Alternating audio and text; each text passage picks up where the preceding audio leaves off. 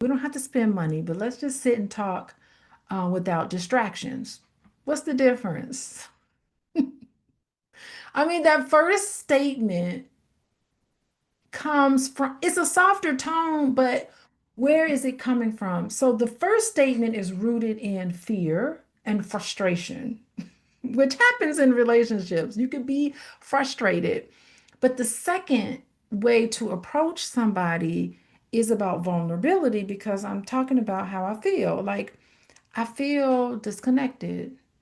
That's a truth rooted in me. And it's showing I also have a desire for connection. So, what happens is that when we shift blame to naming exactly what we need, we open the door for authentic communication, authentic intimacy, and then the conversation doesn't become elevated because people can get very defensive. So the next time, y'all, this is a challenge. Express how you feel in a non-threatening way. Good job, Elizabeth. So the next time you feel the impulse to blame, just be aware of that. Stop and say, okay, what need is going on that's unmet right now? Then state what you need, state it clearly, but do it in a way that's loving, non-threatening. Michael says it's grown folks talk. Yes, this is grown folks talk. I feel disconnected. Yeah, your husband would be like, "Wow, I think so maybe that's a challenge for us to this week. Maybe in your journals you can write about a moment where you blame someone close to you. Try working on journaling and connecting with what you need and reframe the blame as a need. What were you really asking for beneath the surface?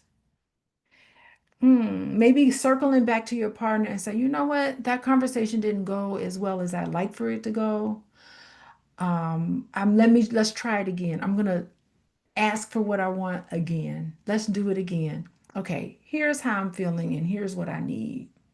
How might that conversation go differently if you lead with the vulnerability? So begin the conversation with you being vulnerable instead of attacking your partner. Yes. Okay, Michael has a question. How do we work on not projecting our frustration so we can learn how to express ourselves in a more vulnerable manner? Yeah. So I think the first thing you need to do, Michael, is notice when you're projecting. Be self-aware of when it's happening. What happens when you have other people in your life that think texting back and forth is a form of communication? Yeah, texting is not communicating. It's not talking at all. Texting is not talking.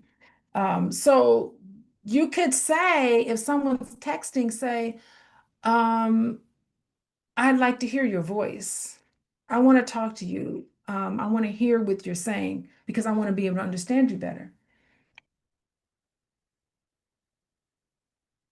I don't like to text. Yeah, texting is not good. So you can just say, can we have a conversation? I'd like to hear your voice. That would make me feel happy. This is what I need. I need for us to sit down and have a face-to-face conversation.